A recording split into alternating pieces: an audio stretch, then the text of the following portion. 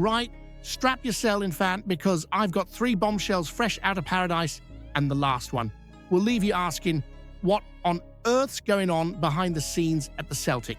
From a stormy disaster against Ajax to a mystery vanishing act for our new Japanese striker, and a twist in Benjamin Nygren's role that nobody saw coming. So stick with me till the end. You do not want to miss this. Smash that like button, hit subscribe if ye bleed green and white, and let's make sure every Celtic fan sees this video. The YouTube algorithm won't know what hit it. Right, sit yourself down, cause this yin's no pretty. Imagine this, fan. You're sitting in Como, storm cracking through the sky, like the sound of Scott Brown smashing into a Rangers midfielder, rain hammering doon like it's a November night in Parkhead. And yet, what really soaked us was near the weather. It was Ajax absolutely rinsing us in the second half. First 45, we looked sharp. Wee bit of style, a cracker of a move from Tierney to Hatate to Yang. Beautiful stuff, proper Celtic football. We even rattled the woodwork twice, had them pinned at times, and you're thinking, right, this looks decent, we're in control, bring on the thunder. But second half, mate, we got electrocuted. It wasn't just the skies that opened, it was all defense. Klaassen strolls in for the second like he's taken the dog oot. Berghuis gets another while our backline's dozing.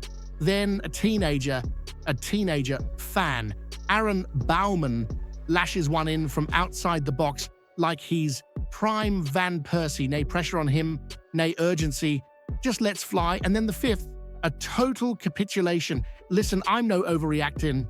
It's pre-season, but you can't ignore what your eyes are telling you. Brendan's no daft, he knows we're short.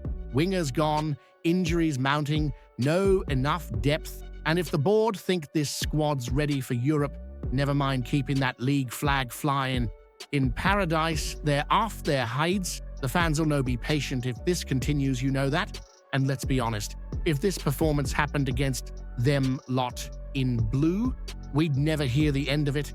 They'd be making documentaries and parades for a friendly win. So here's the question for you, fan. The real storms know in Como, it's brewing right here in Glasgow. Should Brendan Rodgers walk if the board don't back him in this transfer window? Tell me what you think. I want your take. Is this just a hiccup, or are we heading for trouble without proper signings? Hit like, smash that subscribe, and let's make sure this video lands in front of every Celtic daft mate you've got. Right, here's one that'll have ye scratching your hide, fan. So you're scrolling through the Celtic socials, settling in for the match against Ajax, and there it is, Shin Yamada on the bench, ready to maybe make a wee impact. Then boom, a couple hours later, he's gone, vanished, like a Rangers title defense in spring. No explanation, no injury announced, no reason given, just quietly plucked off the team sheet, like he was never there. Now I get it. Pre-season's full of wee changes, knocks in warm-up, wee tactical calls, maybe even paperwork stuff, but come on, this lad was hyped up big time.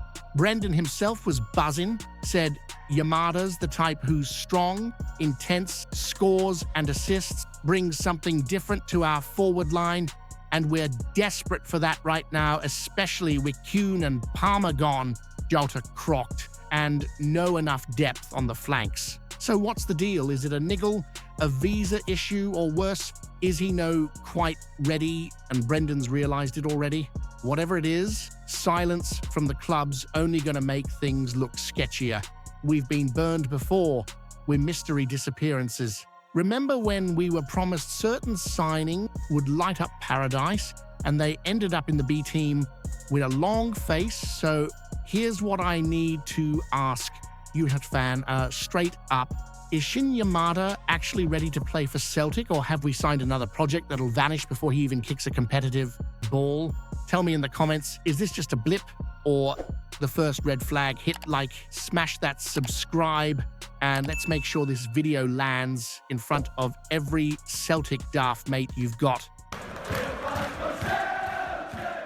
Here's a wee one that's stirring up the chat just now.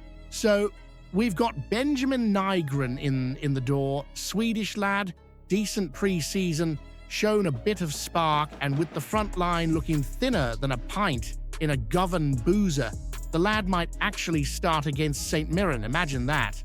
Just in the door and already getting chucked into the fire. But here's the twist, right?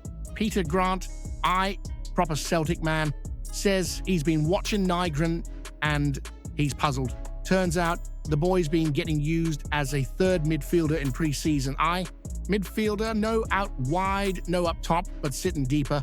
And folk keep telling Peter he's a forward, more suited to the wing. So who's got it right?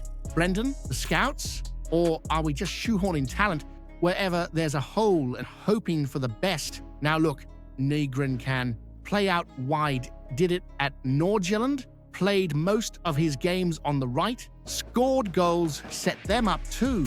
But if we needed a right winger, and the lad is a right winger, why is he playing in the middle? This kind of thing just screams of a deeper issue, doesn't it?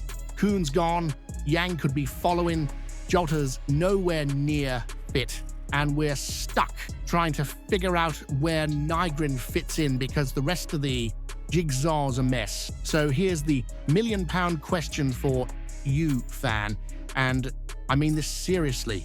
Is Brendan Rodgers actually building a system, or is he just making do with what he's got because the board won't back him properly in the market? Go on, tell me. Is this just clever tactics or a patchwork job again? Hit like, smash that subscribe, and let's make sure this video lands in front of every Celtic daft mate you've got.